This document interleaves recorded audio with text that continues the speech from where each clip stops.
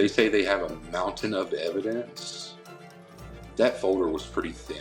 That is the father of the girl accused of shooting and killing her mom and stepdad as they slept. In his first interview, Sarah Grace Patrick's dad says law enforcement has the wrong person. What he says happened with investigators during a 4-hour interrogation with his daughter right before she was arrested.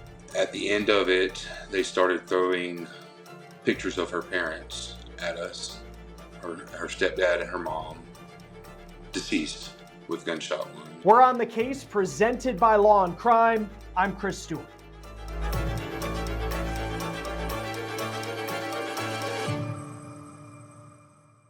I just spoke to the biological father of Sarah Grace Patrick. This is his first interview since her arrest and since she's been accused of killing her mom and stepdad.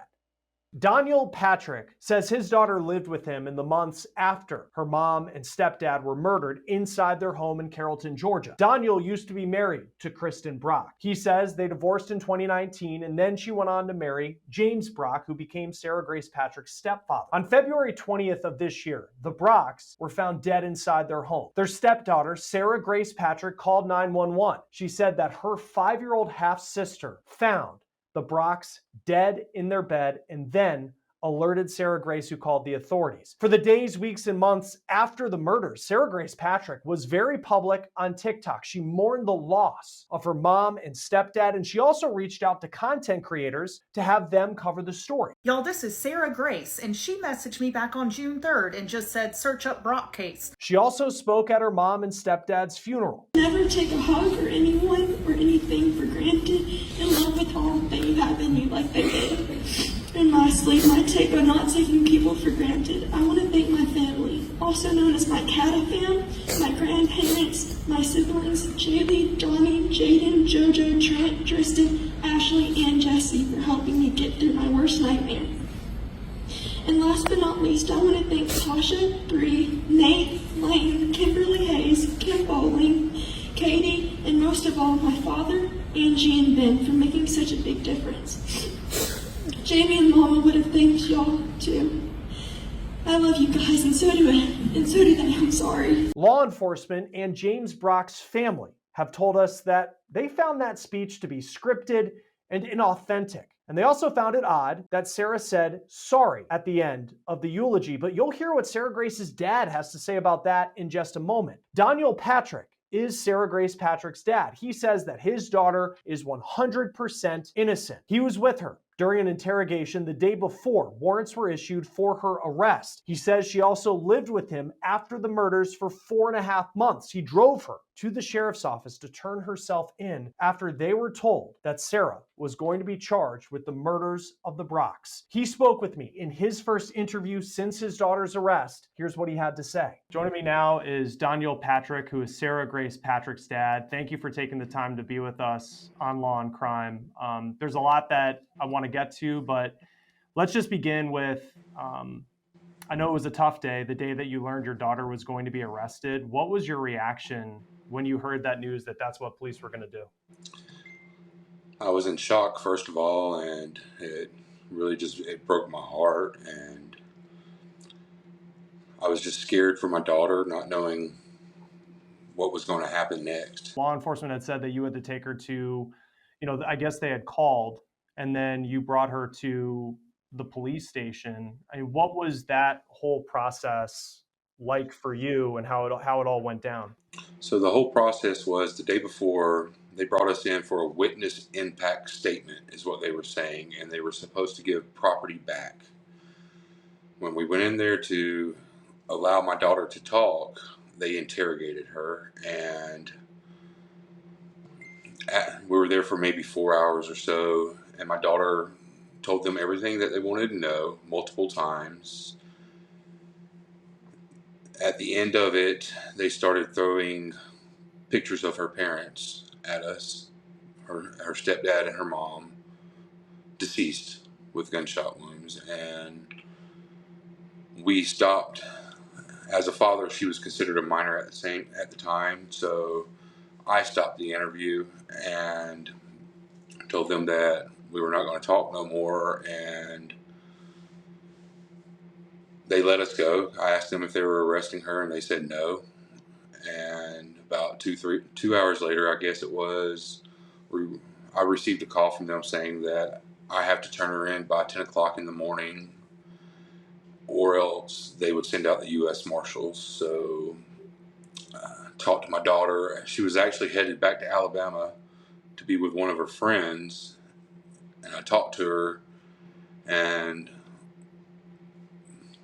the lady that lives with me that I'm renting from, she went straight to Alabama and picked my daughter up, and we spent the night together. And then 10 o'clock in the morning, we complied. We didn't turn her in, but we came in and we did what they asked. Before we get back to this story, we need to take a break and bring you a Law and Crime legal alert. If you received a Depo-Provera birth control shot and were later diagnosed with a brain or spinal tumor called meningioma, you may be eligible for a lawsuit. Our partners at Morgan & Morgan are investigating claims that patients weren't properly warned about this risk. It is free to check, takes just a few minutes, and you don't pay unless they win. So you can scan the QR code on your screen, click the link below, or go to www.forthepeople.com/LCDEPO to see if you qualify. When you're in there were you in the room with her for the full 4 hours of the interview? Yes, sir. Because I know police have said, law enforcement, that their words were like, we have a mountain of evidence against Sarah Patrick. Do you have any indication of what that mountain is, of what they think that they have on your daughter? I can't really speak too much to the evidence. I don't want to talk too much, but if they say they have a mountain of evidence, that folder was pretty thin. That's all I will say. So they showed us a little bit of stuff, but without attorneys around, I don't really want to speak of that evidence. So, but the evidence that they did show us did not add up at all. Going back to, and I know it's a tough day to go back to, February 20th, when all of this happened, what did Sarah say to you about what she witnessed that night? Well, I got a call that morning. I was going to work, and normally my daughter would call me or text me before going to school, telling me she loves me and have a good day. And I answered the phone. I believe it was around 7:40 to 7:45, and nobody was talking. So I thought that she had just butt dialed me, as most people would say. I was headed to work, and 15 minutes later, I received a call from the ambulance, because they put her in an ambulance first, her and her sister. And they told me that Kristen and James were deceased. And from there, I broke down because I didn't know what was going on. They asked me to come pick her up. At the time, I didn't even know the address. I've only been there to that house during our custody battle for the children once, and then one time whenever Kristen had been arrested, I had to go pick up my child and bring him home. And then this was the third time, and it took 20 or 30 minutes just to figure out an address, because nobody was talking to me. Nobody was letting my daughter call back. I received a message that she would be up at the sheriff's station, and I went to the sheriff's station to pick her up. Kristen's mother was there. It was a very, very hard morning. They took her back for questioning, and I was in the room, and we just did what they asked us to do.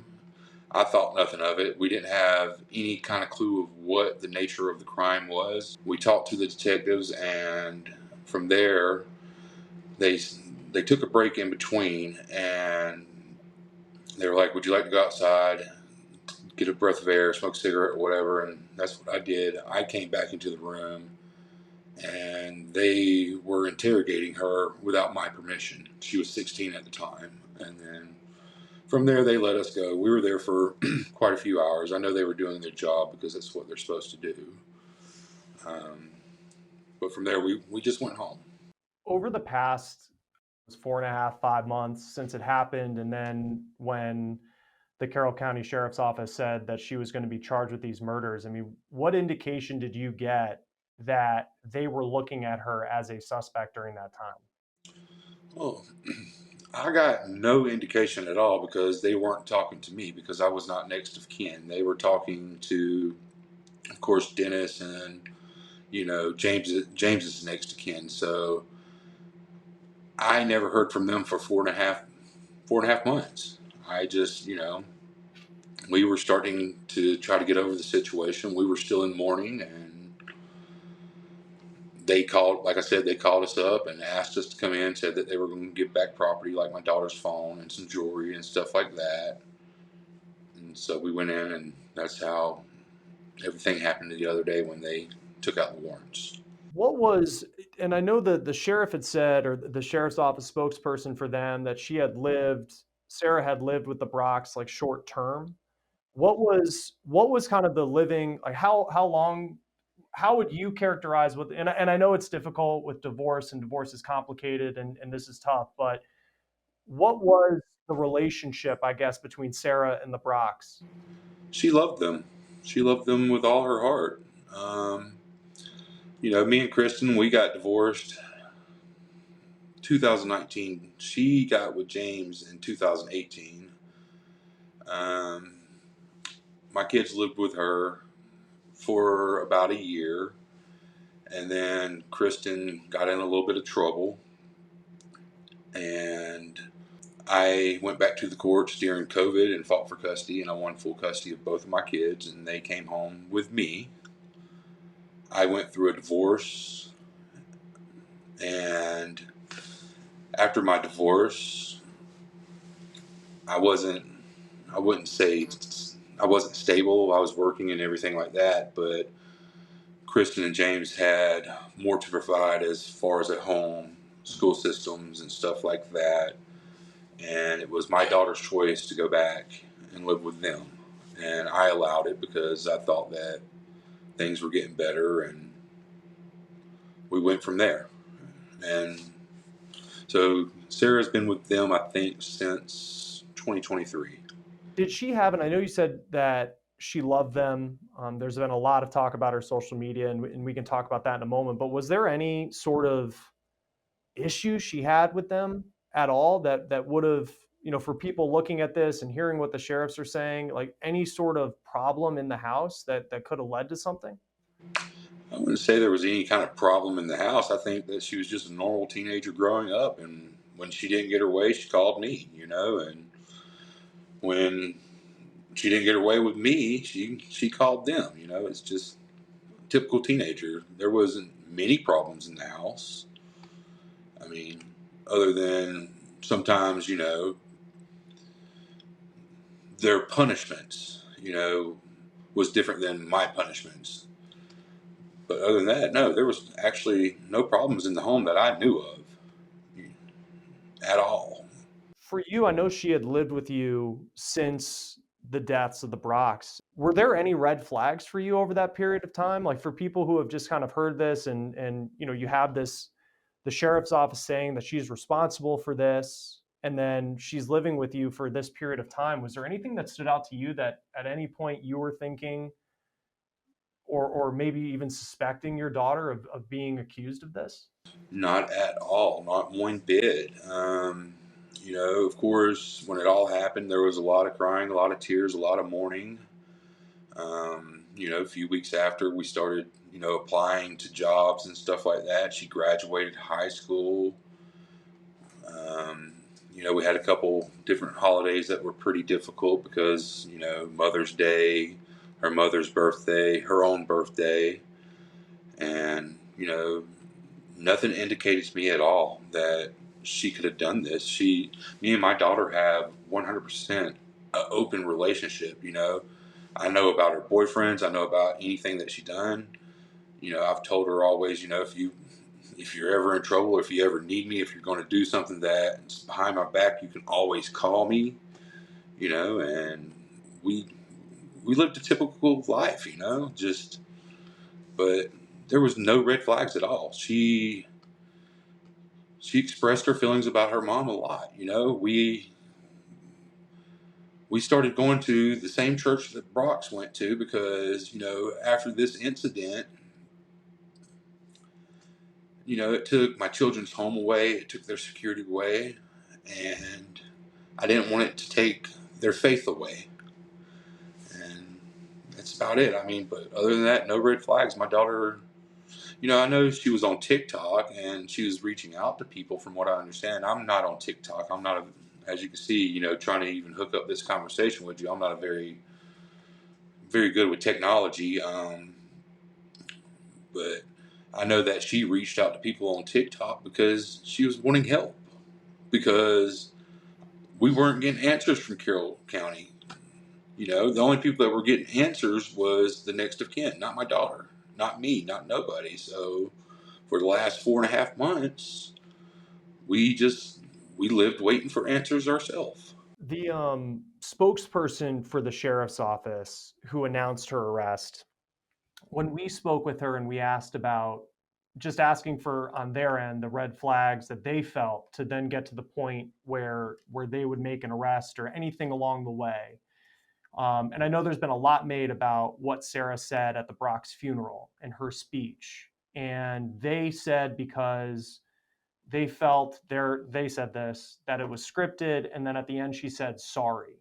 And that was to at least the spokesperson, something that for them was like, wait a second, what's going on here? I know you were very proud of your daughter and to get up on stage and to give that speech. What's your perspective of the eulogy she gave at the Brock's funeral? That eulogy was not scripted. My daughter came with that eulogy through her heart for her mom and James, because she thought she was doing the right thing speaking, and for people to hold that against her, come on. None of that was scripted. That was all real emotions. Real emotions. She asked me permission to do it, and I gave her permission, and she's a very talented girl, when it comes to being able to speak. We can sit at a table and she can say a blessing 10 times faster than most people. As far as the I'm sorry goes, you can sneeze on my daughter and she'll tell you I'm sorry. That's she says I'm sorry to everything, not just to the eulogy. Really, you can step on her toe and she'll tell you she's sorry she was in the way. That's just the type of girl she is. And I know you had said that they didn't really talk to you because I guess how the family tree works, you wouldn't be considered next of kin. But how often was she communicating, whether it was the interrogation, the day of her arrest or day before, and then you have right after the murders happened?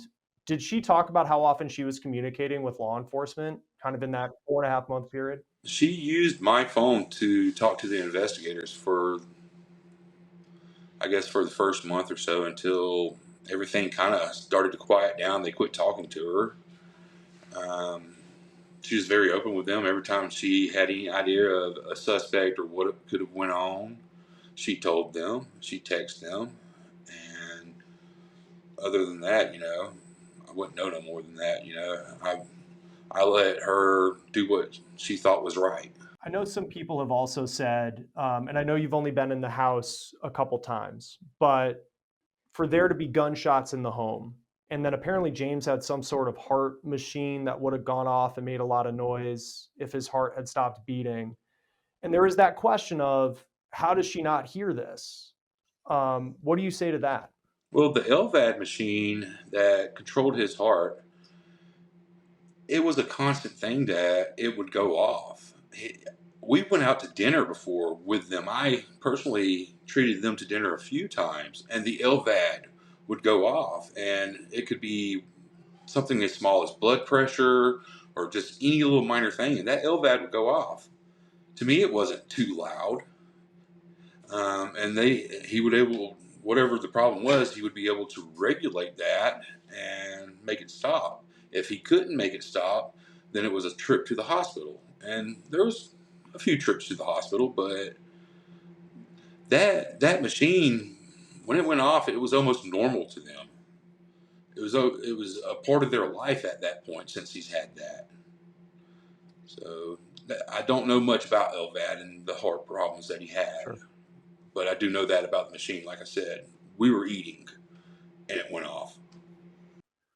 What theories, when you were, I don't know how often you would talk about that night with your daughter, but I guess when you'd get to that point where you'd speculate about what may have happened, what did Sarah, what does Sarah think happened that night? I don't like to talk bad about them and their deaths and stuff like that, because I know that families are hurting and stuff like that, but Sarah knows more than most people knows. And the only thing that she could think of was there was drug deals go wrong. They ripped somebody off a couple months before that, and Sarah thought that it could be that person. And when I say drugs, I'm not talking about like, the hardcore drugs or anything like that. From what I understand, it was over weed or something like that, but a substantial amount. And and she was telling the investigators that the whole time. And when we talked to the investigators, they said that they had already, talked to them and said that they counted them out. So, there was a incident that happened right before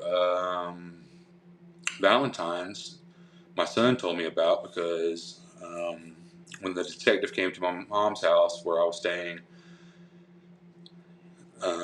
he started asking about certain people, and there was a friend of theirs that actually pulled a gun on them right before Valentine's Day, and my son witnessed it.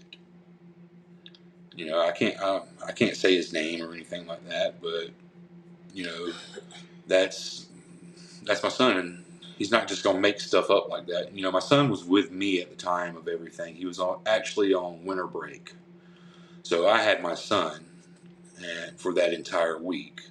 But when it all happened, my son, he brought that up to us, that the family friend that had pulled a gun on James in the kitchen, and they asked him to leave and make him go walk the dogs. Since you've talked with Sarah, since she's been in jail, what has she told you about any community? Has she spoken with law enforcement since? No, because when they did the interrogations and stuff like that, or what they called the impact statement, they all played really friendly until they got to the end, and they wanted to just slam her at the end. And after the warrants came out and everything, we told her, not talk to them no more, because we couldn't trust them. We couldn't trust their integrity at that point. And yeah, that's pretty much it. For you as a dad, and I know you have a son who has been impacted by this, you're working just as a regular person and still carrying on with that part of your life. What is your day-to-day like since Sarah was arrested? My heart's been broken, man. It's hard to hold it together. I work in the construction field. Since she's been arrested, I couldn't even tell you the weather, because I don't even want to get on media, because all the bad things that are being said. It's my daughter, and my day-to-day is just, when I talk to her, that's the highlight of my day, just to get to talk to her, whether it's 15 minutes or an hour. I have to maintain my normal life, because I still have my son to take care of, and I have her to take care of, and I honestly, I can't miss a day of work.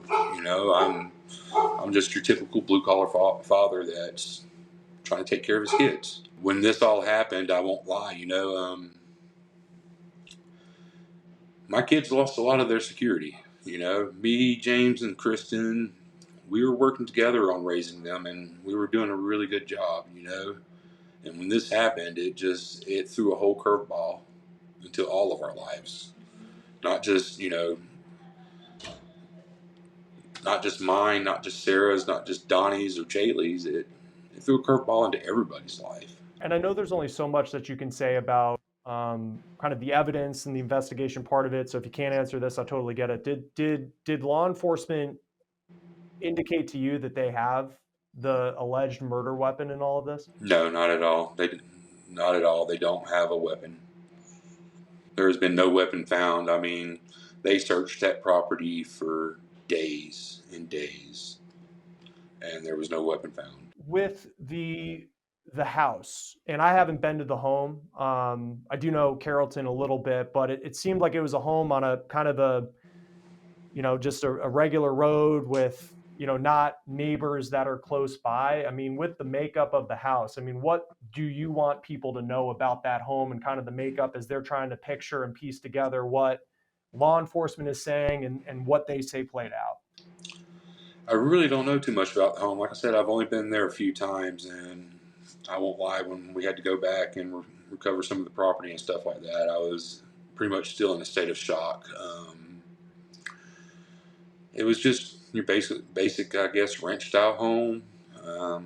I guess the closest neighbor was to the left, maybe 100 yards or so, and I don't really remember how far the one on the right was. So I didn't really pay much attention to those details. I know on Facebook you wrote a lengthy post that just said you believe your daughter is 100% innocent. Why now? What is, coming forward, speaking publicly? Why is it important for you to do this? Because I see what everybody's putting my daughter through.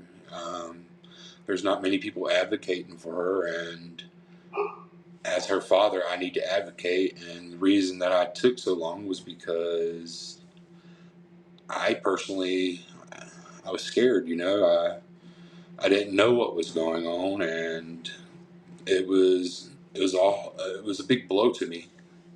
So I came out on Facebook and told everybody that because I wanted the world to know my opinion, because they know everybody else's opinion as far as the Brock family and stuff like that. But they're not hearing from anybody else other than me and Dennis at this point, and I feel like I have to step up. What does Sarah, I know she's being represented by a public defender right now. What does her defense look like as this goes forward? I'm not 100% sure. We're still waiting to talk to them and get in touch. I've been in touch with them, and we've been in touch with their investigator, and we've been in touch with the lawyer a couple of times, but at this point, they're not really talking too much. From what I understand, we've got an arraignment or something like. No, not an arraignment. I don't know how. I've never been in trouble, so I don't know how this stuff works. But we're waiting for a preliminary bond hearing and stuff like that, and going from there. But I am working with other people and trying to talk to other people to try to get her a real lawyer. Is there anything I missed or anything you want to make sure that people know about your daughter? My daughter wouldn't hurt a flea. She'd give you the shirt off of her back. She's very intelligent. She's very beautiful. She's hardworking. She just graduated. We're teaching her to drive a car. We're getting ready to get her driver's license. She's just your typical 17-year-old that does what 17-year-olds do. She, like I said, she wouldn't harm nobody. She's never been in a fight in her life. She's never put her hands on anybody. She's a good girl all around. Did she know how to handle a gun? Not that I know of. I mean, I know that she had shot a gun a few times, but not very often.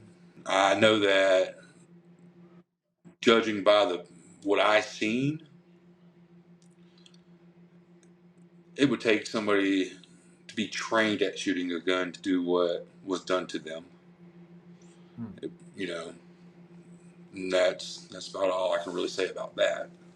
I know that initially investigators had said there was no sign of forced entry on the house. I have pictures of the door.